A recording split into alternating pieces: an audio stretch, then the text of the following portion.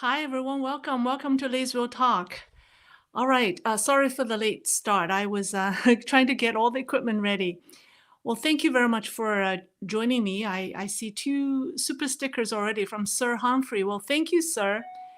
Uh, at work, but looking forward to today's live stream. Yes, not all live streams are created equal. There are ones that are more, I think, more important and also fascinating. Tonight is one of those ones. I was going to talk about the impact of China's economic stimulus program, and then I discovered something that's far more important. I think I discovered China's real population inadvertently. So let's get started. So we know China is facing a series of economic challenges, right? Weak consumer confidence, falling real estate prices, high debt, industrial overcapacity, sluggish exports, and so on and so forth. But the underlying issue of the faltering economy, in my opinion, is a severe population crisis. China's actual population is far below than the official figure of 1.4 billion. Today, I have always been suspecting the real cause of China's falling I should say the consumer confidence. Well, I have always believed that it's tied to population. I was never able to quantify it until today. So with help of AI, ChatGPT, I discovered that China's population may be overstated by 37 to 50%. So first, I'll talk about China's real population. I'll go through all the math with you, and then we'll discuss quickly how does this discovery shift assumptions about China's economy. All right, first things first. Um, all of the economic problems I discussed above um, contribute to deflation. Economists are discussing deflation in China, right? Despite the amount of money the Chinese government has, injected into circulation, the M2 is not injected into the real economy. So the actual amount of money that are contributing to the economy is small. So instead of having an inflation, China's economy is having a deflation. So almost all the economic problems, the list that I gave you, were the explanation for the deflation, for the deflationary problem, like weak consumer confidence, people are not willing to spend, falling real estate prices, wiping out people's wealth, the debt problem, from household debt to high corporate debt, and industrial overcapacity, high unemployment, and also weak exports. So just to give you a measure of the deflation problem, we've seen all-you-can-eat breakfast in Beijing that's priced at 3 yuan. That's not even 50 cents. That's like 40 cents. Yeah, in China's capital city, you could have an all-you-can-eat breakfast for 40 cents. That just tells you how much the prices have gone down. Um, so um, um, let me give you the math first. Okay, I think you're most interested in the math. Let me explain my methodology. It's very simple.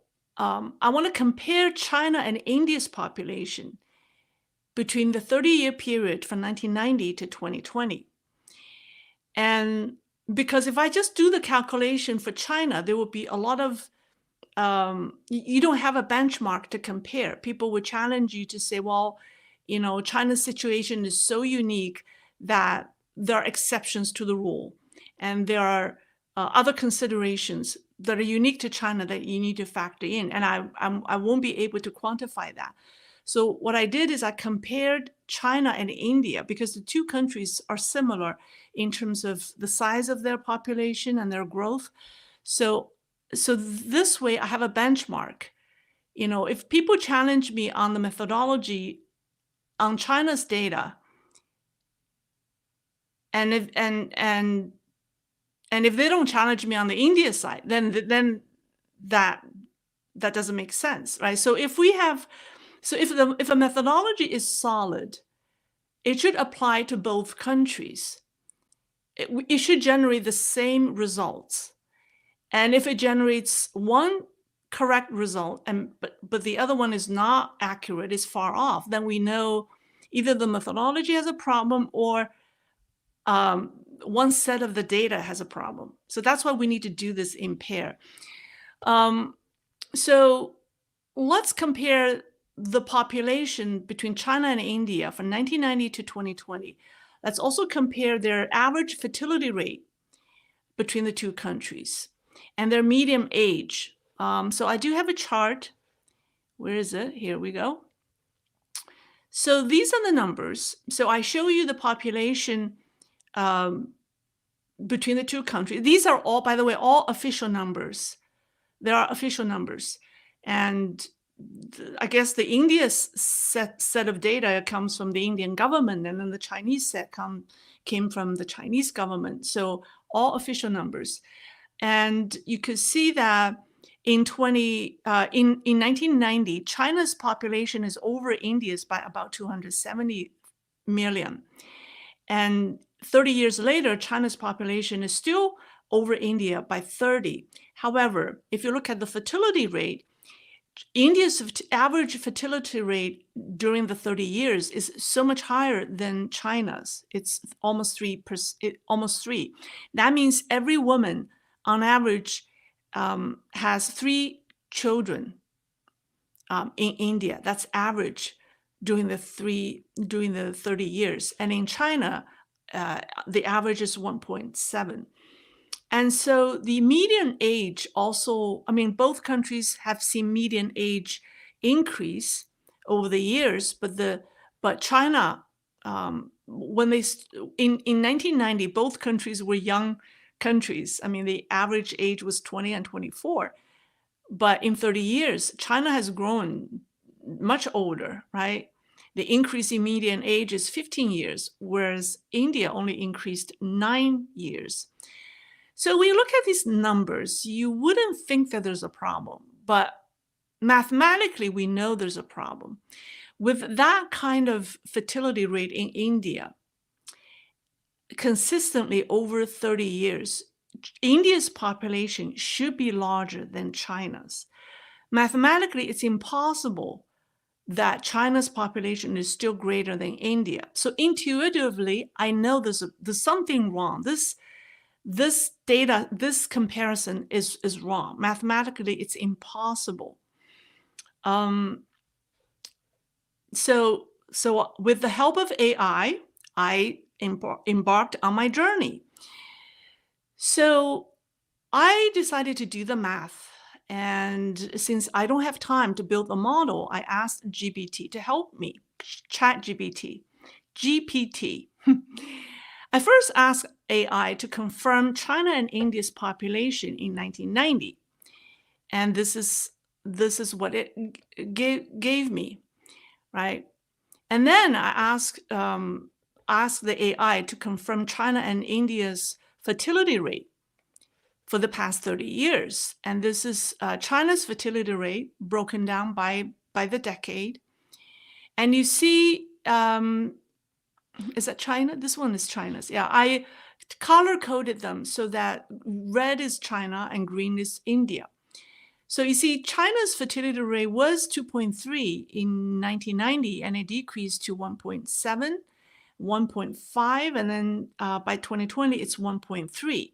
Now, these are the official numbers. There's a Chinese expert. There's an expert on Chinese demographic research. His name is Yifu Xian, and he is a scientist at the University of Wisconsin-Madison. And he has wrote a book, maybe 2 books on China's population. And he pointed out that the real fertility rate in China from the year 2000 has been 1.1, and not 1.5 or 1.7. So, but for the time being, let's just assume, let's use the official data. Let's assume it's 1.7 because I want to use all official number. And then India's fertility rates, as you've seen, also declined, but it's still relatively high. It was 4.0 and it's now 2.2. So if you calculate the average fertility rate, India's average for the past 30 years, its fertility rate is 2.97, almost 3, and China's is 1.7. So then I asked GPT what to apply the fertility rates for each country and give me the total population in 2020 for India and China respectively. And this is the results it generates. So 2020 population, as you can see, the India's population was 1.38 billion. China was only 890 million. And I compare them to the official or the announced population, and we've got a problem. So this is the official population, right? And China's official population is 1.4 billion.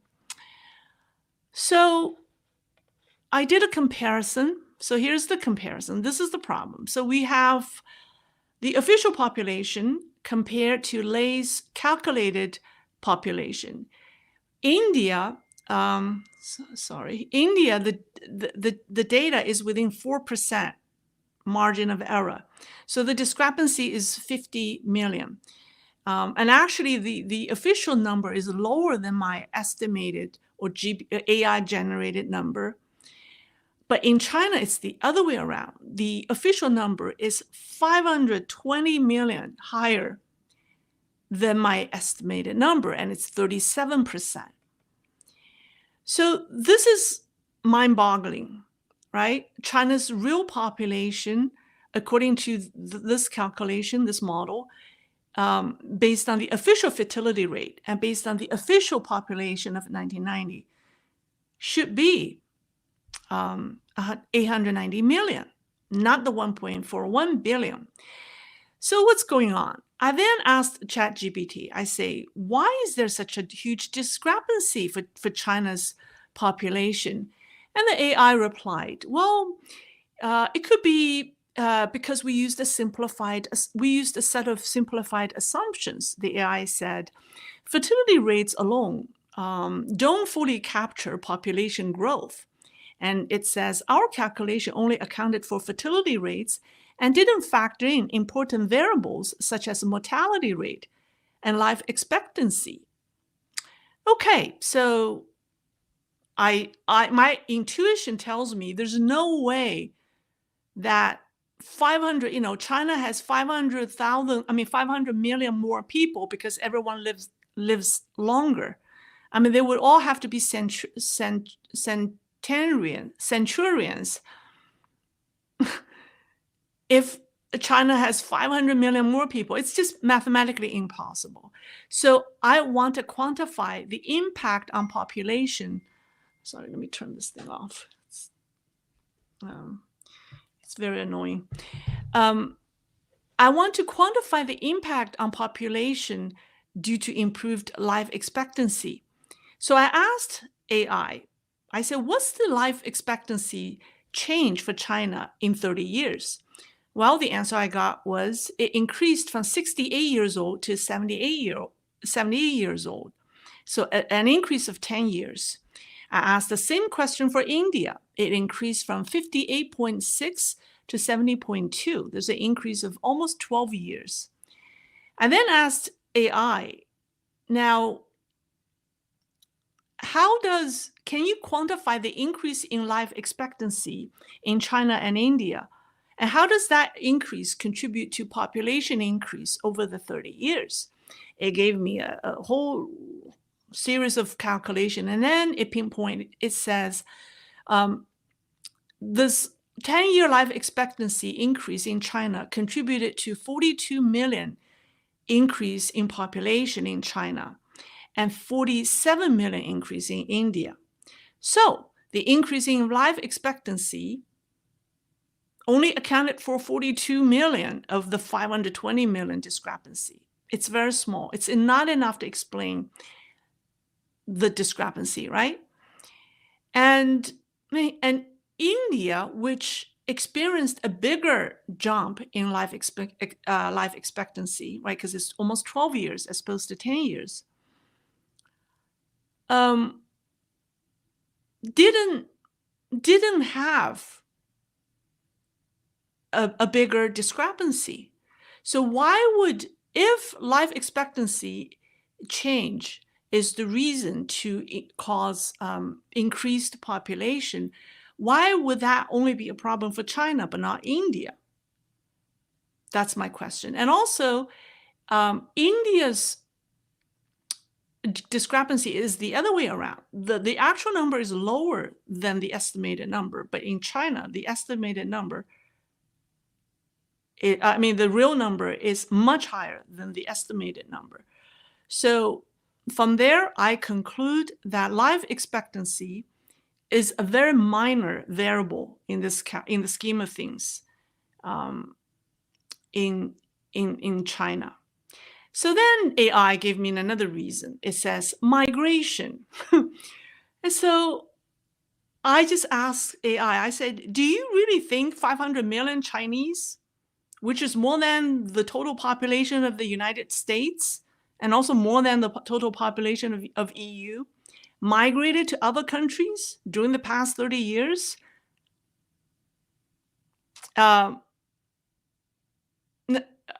AI said no. Or the other way around, 500 million people from other parts of the world migrated to China during the past 30 years. AI said no, right? It agreed with me that migration is not an issue. It should not contribute to 500 million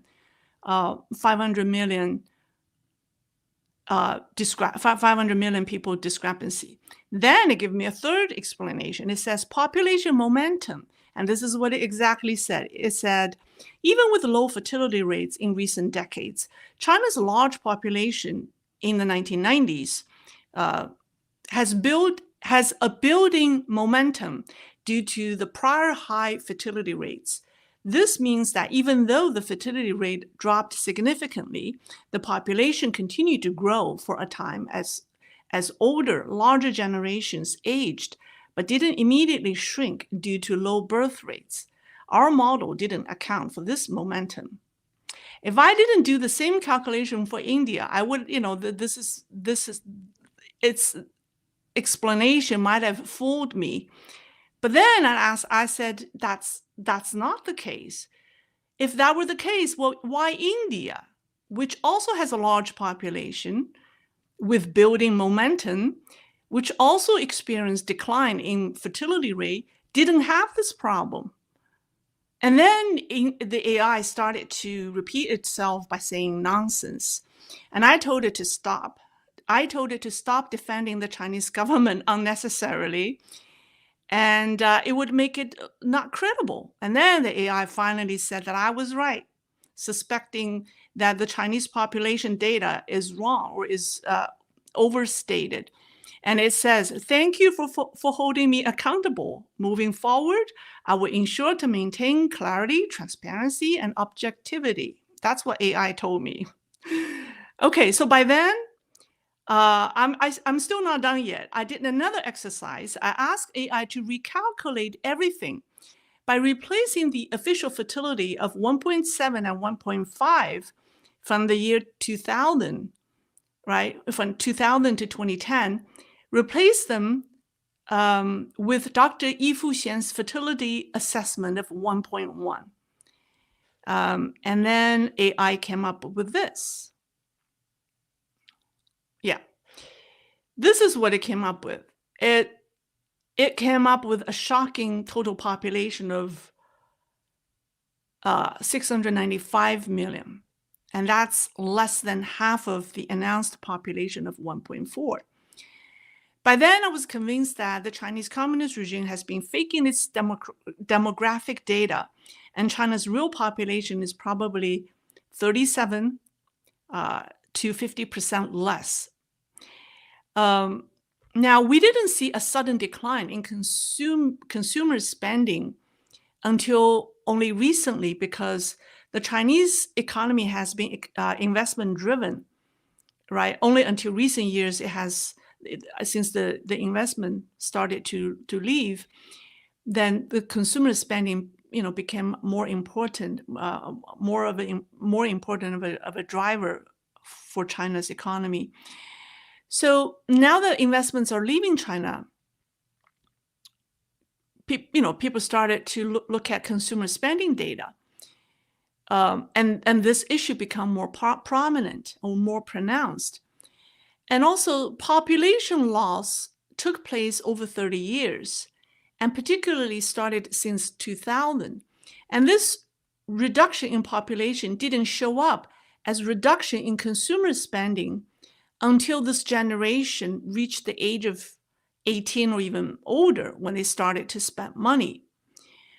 And that timing, if you think about it, it's not the population drop started, severely, started since 2000. Then now they're 24 years old, right? So let's say by 18 they started to spend money. Now they're 24.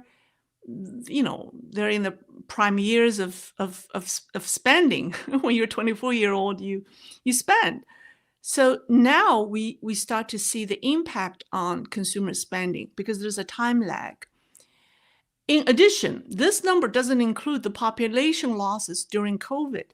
I discussed the high casualties linked to COVID before, and started in 2023 and continued into 2024. China suddenly saw a wave of kindergarten closures.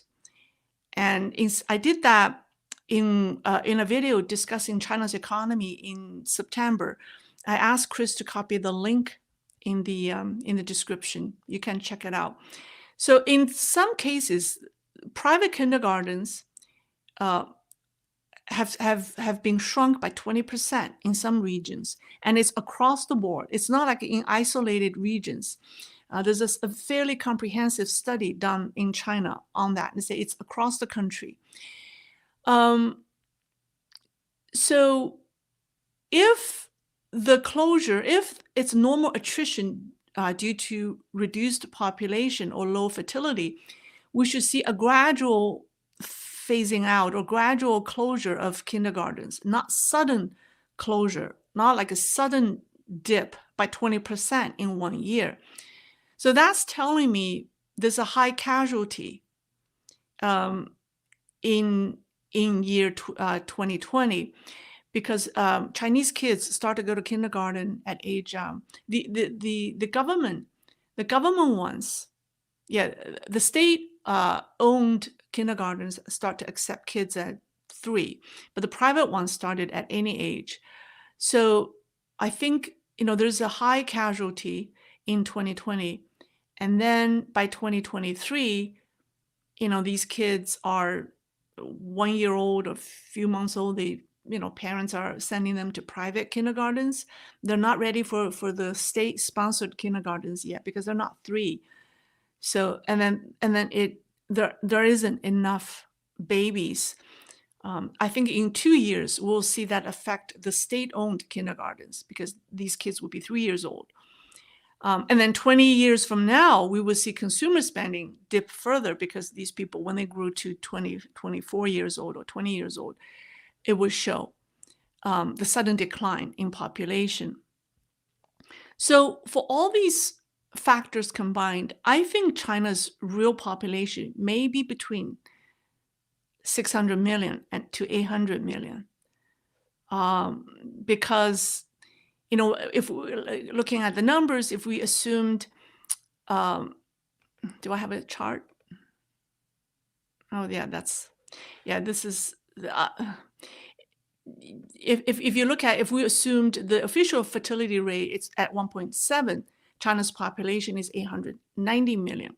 If we applied 2 of the fertility rate, if we replace the official fertility rates with 2 of Dr. Yi's rates, then China's total population would be 695 million. And this does not include the casualties in during COVID. So it could be between 600 million to 800 million. I think that's the range of Chinese population. Now, today, the Wall Street Journal had an article called "China's Ghost Cities Are a Problem for Europe's Luxury Brands Too." Actually, I have a picture of that. It's saying that Europe's luxury stocks fell in the early trading on Tuesday, today, after China's Economic Planning Agency failed to announce additional measures to kickstart growth that some investors had hoped for. And the sector, that I think their stock started to go down as a result of that. And world's largest luxury companies like LVMH and Kering lost 42% of its revenue in the first half of 2024 and will continue to lose revenue, or its revenue will continue to decline in the second half. And one contributing factor is the Chinese market. 60% of, this article attributed the decline in these luxury companies to China's faltering economy, because 60% of Chinese household wealth is tied to real estate. And when real estate prices fall, it says it's equivalent to each Chinese family of 3 losing approximately $60,000 in wealth. And that's a number that's almost 5 times China's per capita GDP. So that's why, according to the Wall Street Journal article, the Chinese are not buying luxury items anymore. However, I think the Wall Street Journal article would be totally irrelevant if China's population is 37 to 50% less. Because this article is still arguing that if the Chinese government has some way of resuscitating its real estate sector, then these, the Chinese people would still have the money to buy. And then therefore the European luxury brands would still have their revenue wouldn't decline as much. But I think that assumption is completely false if China's population is 37 or 50% less. Because all of our economic models will have to be reevaluated, right? The assumptions about consumer demand, labor force growth, and overall economic potential in China or related to China or related to the Chinese market will need a major reevaluation and adjustment, right? The lower population would shrink market size projections, right? Chinese market is no longer what it was. And number 2, GDP and productivity analysis need to be revisited. Some argues that if China's population is cut in half, then China's GDP per capita would be higher. But that's not the case, because overall GDP is severely overstated. I did a talk more than a year ago on that. Chris has provided the link in the description. You can check it out. So China's GDP is severely overstated. So the reduction in the population may not change the per capita GDP much. But all economic models concerning productivity and growth forecasts need to be reevaluated. Number 3, China's role as a global consumer market and the world's factory should be reevaluated as well. And these reevaluation will affect trade policies and investment strategies, right? Think about it. If Chinese market is half of what people thought it was, then investors will be seriously concerned, right? Why would they want to invest in a market that's only half the size?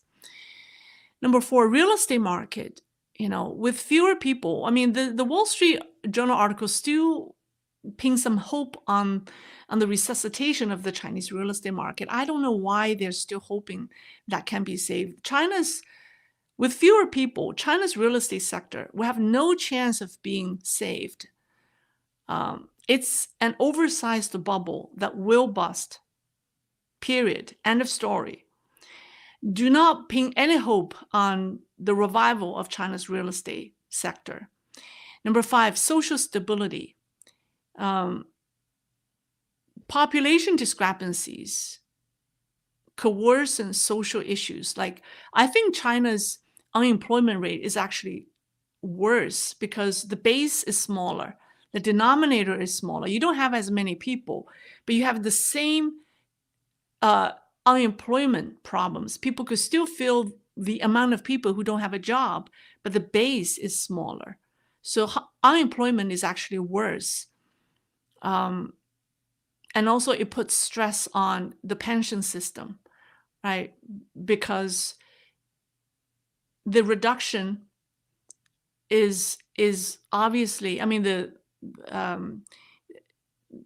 I don't think if China's population is, let's say, conservatively speaking, 37% less, I don't think it's evenly distributed across all age group. I think it's heavily concentrated in the younger generation because this reduction took place in the past 20 years. So that means China's youth is a much smaller base than we believe. That means much fewer young people are supporting.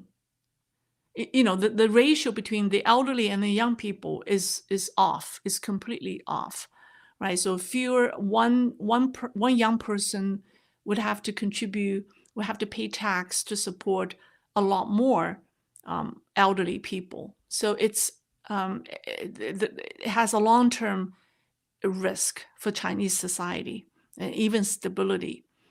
And also another stability issue is once people find out the real population, could you imagine one day when someone leaked the data and when Chinese find out we don't have 1.4 billion people, we only have 800 million. Could you imagine the social impact on people's psychology? People will ask, well, what happened? How would the government explain where did the people go? That will cause social instability issues. People, where did 600 million people go? How would a government defense say, oh, it was just bad math? And not only just the Chinese government it would be impossible for them to defend. All the other experts outside China, what happened to them? Because in China, you can't say what you know. But here in the West, we don't have that problem. We should have experts finding this. Look, if I was able to find it by using AI today, in a matter of few hours, those experts should be able to find this out, sooner, much sooner than I did. Anyways, so I think it's going to cause serious problems. Social stability issues in China. And last but not least, global supply chain issues. China's role as the world's factory is no longer going to be valid because China will have a much smaller labor force. And, the most unthinkable thing in China is that on one hand, you have high unemployment problems for young people. On the other hand, some places are having a hard time finding workers because today's young people are not happy with doing those labor-intensive manufacturing jobs. They don't want to do that. So you have a much smaller labor force, and you have a high unemployment problem. So that's all I will say. I'm speechless. I don't know what you guys think. I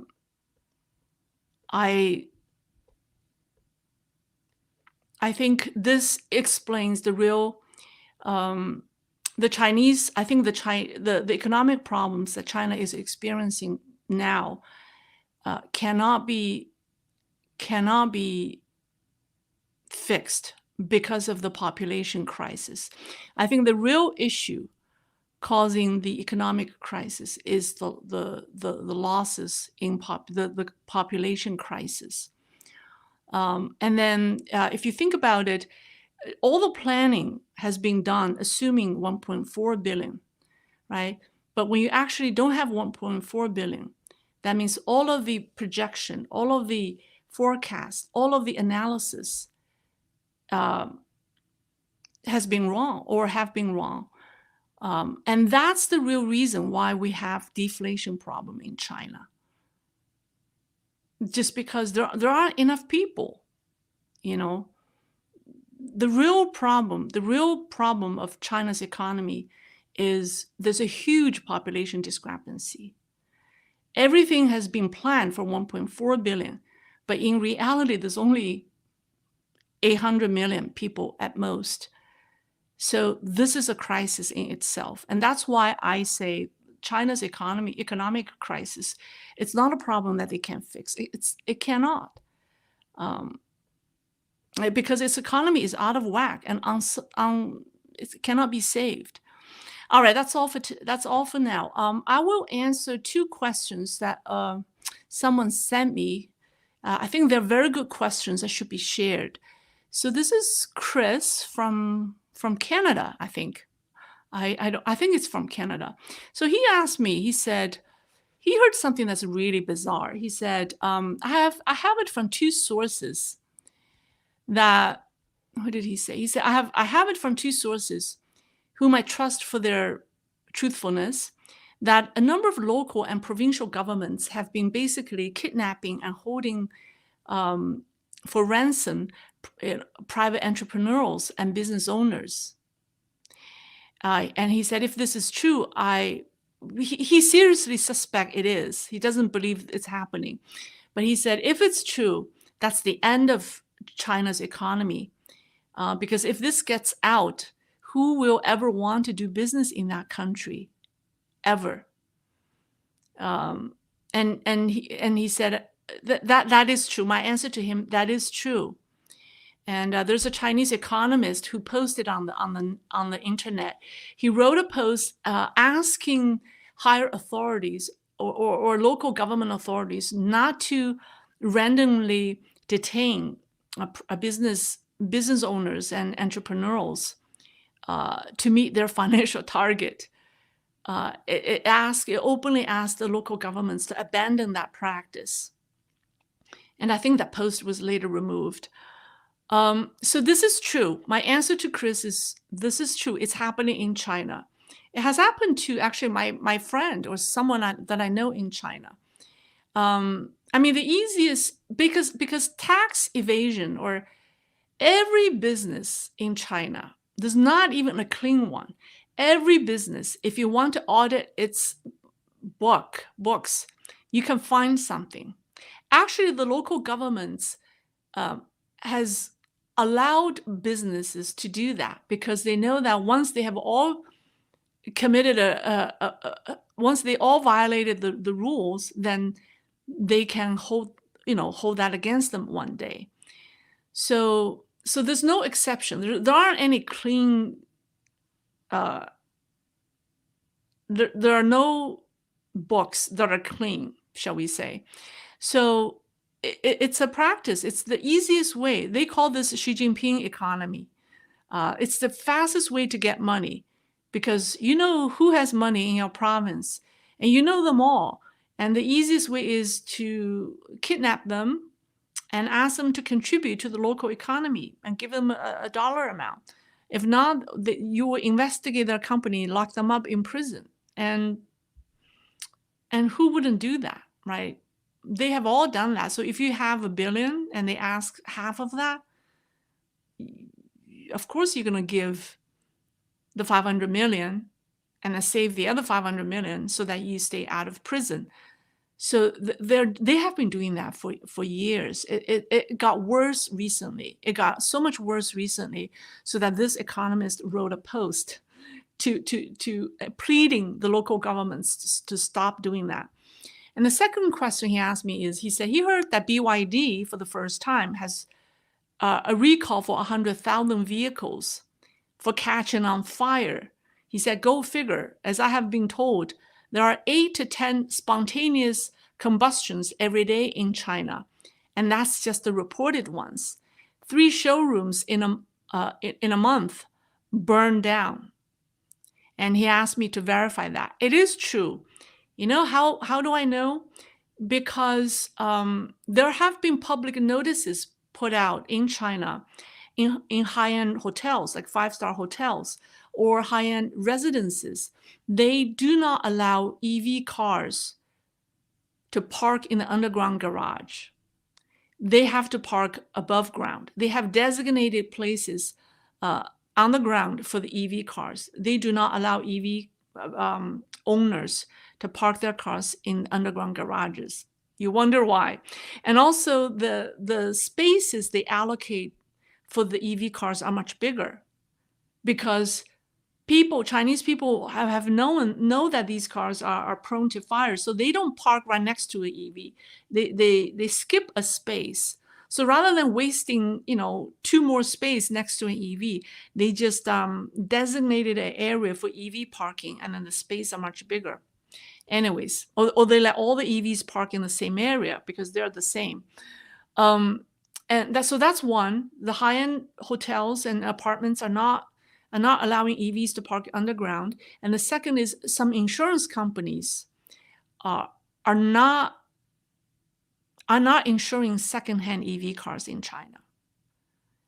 If you buy EV brand new, they would insure your car. But if you buy it secondhand, they turn you down. They don't. You can't even get insurance. So I have seen a woman panicking. She bought a secondhand EV, but she can't find insurance. And she said, I may as well just not drive this car, because if I drive this car and I don't have insurance and this car, burned down something, and then I'm in trouble. So I think, based on that, this claim that BYD is is having a recall of 100,000 vehicles for catching fire is believable. So that's all. That's all I will say. All right, let me come back. All right, well, thank you, Sir Humphrey, for the early contribution to my live stream. I hope this is worth your time. Let me see if people have other questions for me. Pluristratus. I don't know how to pronounce that, but thank you for the sticker. All right, another YouTube channel, Lei, going to battle against the AI overload and winning. Score 1 for the humans. Oh yeah. Well, when I use AI, I don't listen to what it does. I challenge it all the time. I challenge it all the time. I make sure the AI learn it because it's a machine, right? So whatever you tell, we need to tell the AI the right thing. So yeah. Okay. I mean, if you really think about the explanations it gave me.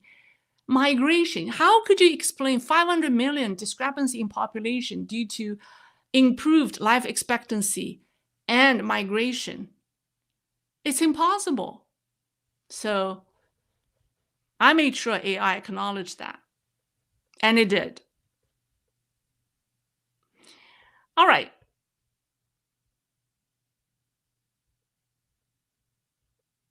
Does this make sense? All right, so let's see. Kiwi Green. Do you think that is what happened to Jack Ma too? When he disappeared, then come back very, very friendly to CCP after speaking about direction of the economy? Yes, he gave up his company, right? He gave up control of Alibaba. He also gave up control of the other company of his, the Mayi Ant, Mayi Jingfu, the financial company. So he basically gave his company away to the CCP. Yeah. When you have, I have Brandon G. Well, thank you, Brandon. Pluristratus. Pluristretus. Pluristretus. Okay. I thought you previously calculated the population on salt consumption and got approximately 1 billion. I did. I did that. But that was it was a very, very intensive. I mean, there were a lot of assumptions. There are a lot of assumptions in that, but that was based on external assumptions that I gathered, that I mapped out. And this one is even more compelling because it's using all CCP official numbers. So it just blew my mind. This is, it's very straightforward. If you think about it, it's very straightforward. The only difference is I did that in comparison with India as a benchmark, as a reference, because without India's calculation, I wouldn't see the problem. I'll probably give up to say, oh, maybe there's something wrong in my methodology or in my assumption. But India's number is so close, right? It's only within 4% of margin of error. But why is China is off by 37%? So it's a serious problem. All right. Okay, that's all. Any other questions? Logician. Lei, population could also explain why the military is so bad. Nuclear sank while import. You're looking very sporty today. Oh, yes. Because I was working with the numbers. Yeah. Athleisure wear is in nowadays, right? Good night, Lei. Okay. All right. Wilhelm Sowers. Wilhelm Sowers. Are you willing to appear on the Sean Ryan show? He's always looking for subject matter experts on China. He could really use your expertise. I don't know who Sean Ryan is. I mean, one of the things is I have barricaded myself for the past 4 years since I started doing YouTube, not going anywhere, not talking to live human beings, or not as many live human beings as I used to, and just really focused on China and the CCP. And so it's funny how, there are things, the subjects that I'm very familiar with, but there are also subjects that I have no idea. I don't know who Sean Ryan is. Maybe I don't know. I have interviewed some people, but I think it's the most effective way to spend my time is gather information as much as I can and then analyze them and then tell you what they are. I think that's the most effective way of spending my time. So far, that has been the case, but anything could change. Ian Slater, will Huawei lose face and favor from CCP over new triple folding phone? How bad of a hit financially did they take? The triple folding phone, when it first came out, the price was so expensive. It was twice? I don't know, 3 times, couple of times higher than iPhone 16. And now the prices went down because it was all hype.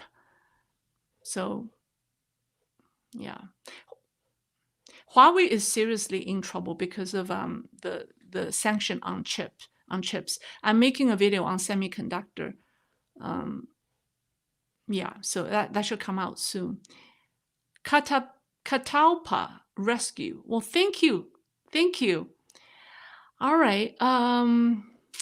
Any other questions? Oh, here, Ed Seyfert.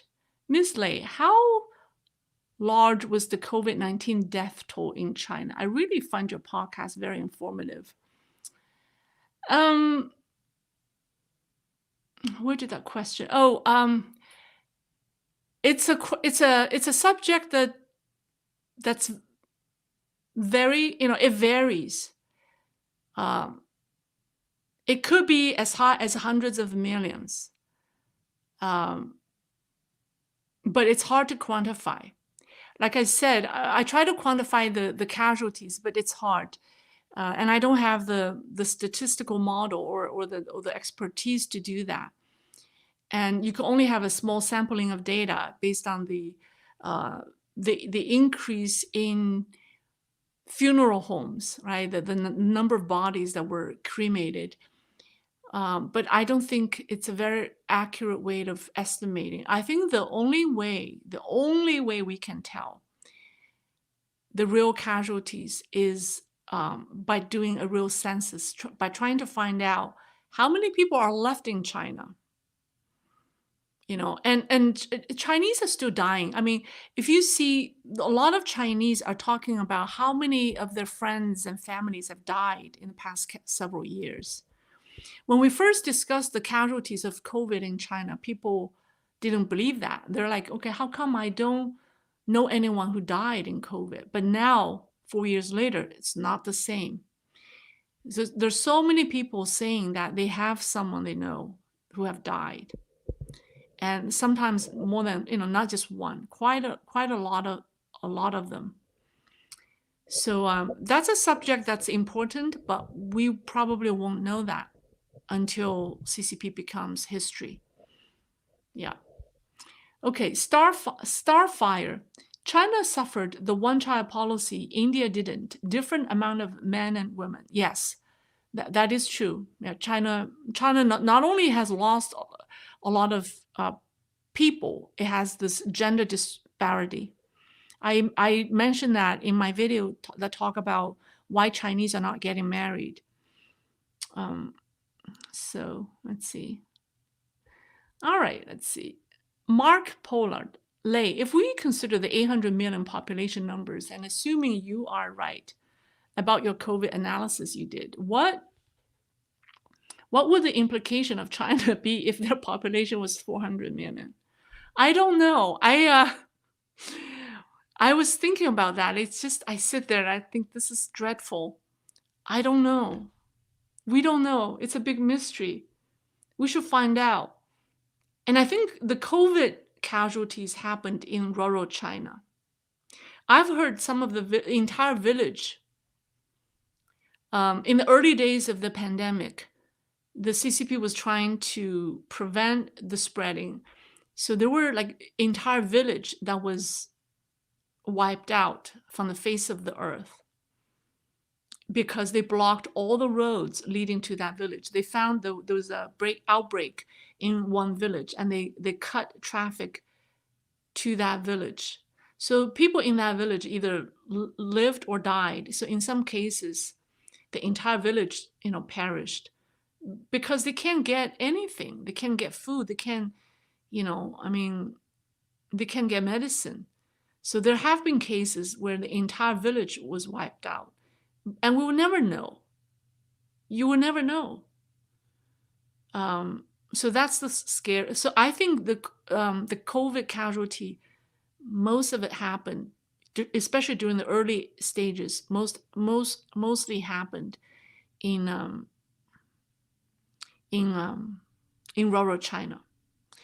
I think China's total population may not be that low because all the assumption, whether China's fertility is really 1.1 or 1.7. I mean, that's a swing of 300 million people, right? It's 200 million people. It's a swing of 200 million people. So we know the 1.7 fertility rate is not true. The 1.1 is estimated. But there are also many people in China who illegally had children, who had more than one kid illegally, and they've been hiding their kids somewhere. And there are also a lot of those who are not accounted for. So yes, on one hand, you have the government trying to, kill every unborn baby who's not the first child. But on the other hand, you do have many parents who have more than one child, but who were in hiding. So it can be a wash. So the real question is, what is China's real fertility before COVID? How many people China really had before COVID, and how many people, does China have now? So it's all guesses at this point. Okay. Um, that's all for now. And I will talk to you later. Okay. Alrighty. See you. Bye bye. Oh, there's a question. Sorry. I want to answer one question. Norbert Claudes. Why are Chinese women so picky? Where did that question? So picky about choosing a husband? Is it because they feel special or is it money? It's because of gender disparity. When you're in a country where men significantly outnumber women, then women feel they're special, right? They feel like they can pick and choose. That's one. But then the second reason is money. So you got it right. The second reason is money because China is not a capitalistic society, but it's more capitalistic than any society I've seen. Everything has a price tag. Um, so I heard the story. This is the most amazing story. Did I tell you the story? Women demand this thing called bride's gift to their boyfriends if they want to marry them, right? So basically, it's amount of money that the groom's family will have to pay to the bride's family in order for the couple to be engaged. So there's a price tag in every city, how much money the groom's family should offer. So there's this woman who demanded her boyfriend to give her 100,000 yuan in order to marry her. On top of that, she also demanded the man to pay 30,000 yuan or 28,000 yuan for her brother's bride's gift to his girlfriend. So she is asking her boyfriend to pay the bride's gift to her and also pay for her brother's money. You know what the man what did her boyfriend do? She married her brother's girlfriend.